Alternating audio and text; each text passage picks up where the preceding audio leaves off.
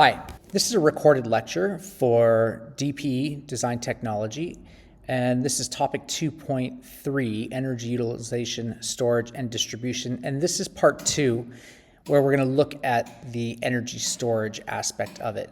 So the first thing that we need to understand is, what is a battery? So a battery is a device that consists of two or more electrochemical cells that convert stored chemical energy into electrical energy. And that's from Wikipedia. You can have a look here if you want to see more. And actually, this video is really good, so please watch it. It's going to help you understand what a battery actually does and how it works. It's really important that you watch this. And this is from TED Ed.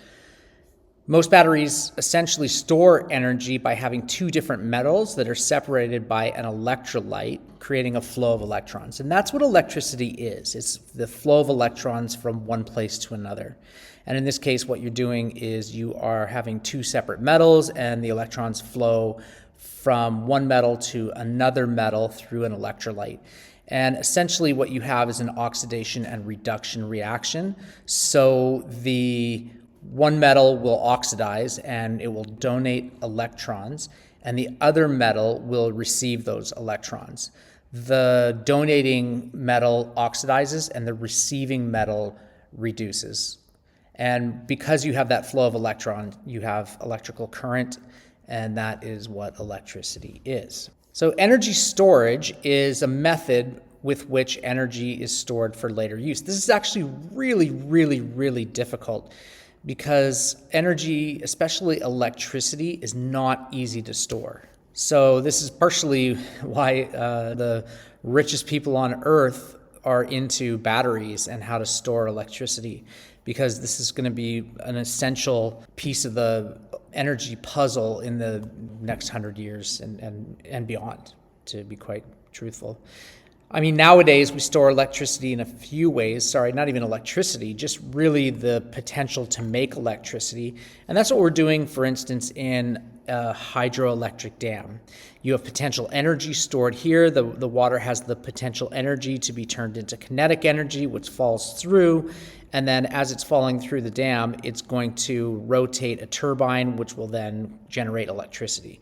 And we saw how energy is, and specifically electricity, is generated in some videos in the first part of 2.3. One issue is that with renewable energy sources, there's not a great way to store it. I mean, how do you store wind energy, or how do you store solar energy? And so having some sort of energy storage system is important to maintaining the flow of electricity when, for instance, the sun's not shining or the wind's not blowing.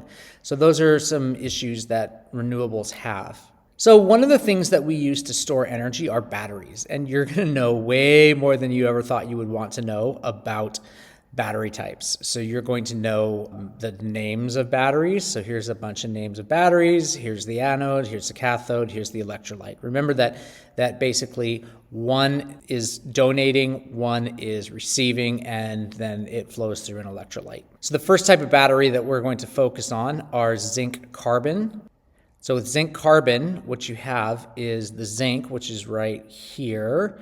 You have carbon in the rod right here, and then you're going to have manganese dioxide and carbon and some other chemicals in the middle here as a paste, and then paper electrolyte separator, and that's going to generate your electricity. I'd like you to actually look at these different links to see where these are used. Alkali batteries are probably one of the ones that you're most familiar with. These are ones that we use in everyday consumer electronics. So when you have to replace, a AA or AAA battery, this is essentially the one that you're using. And so with that, again, you're going to have your oxidizer, your reducer, and some sort of electrolyte in there. Lithium ion. This is another very familiar battery for us. If you charge your cell phone, these are rechargeable.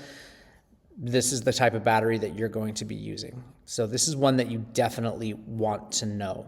Lead acid batteries are also very common.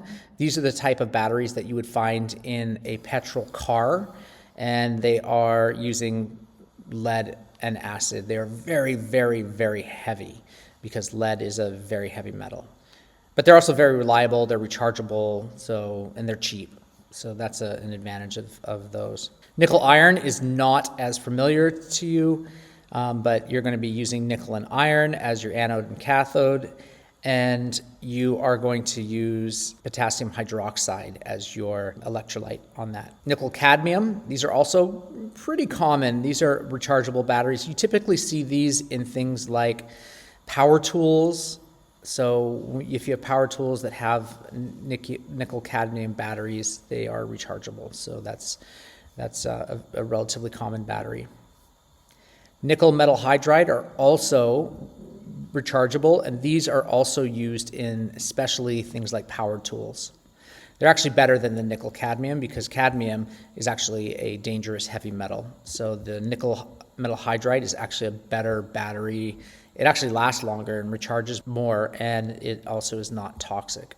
Capacitors. So a capacitor is an electronic component that temporarily stores an electrical charge, and this is a great thing to help even out interruptions in power. So if you have some sort of power interruption, the device won't necessarily shut off because the capacitor can store some amount of electricity for some amount of time. You'll find these in many, many, many electronic devices to help even out any sort of power interruptions. And please watch this video. It's going to give you a good idea of what a capacitor does. And that's it. Thank you for watching.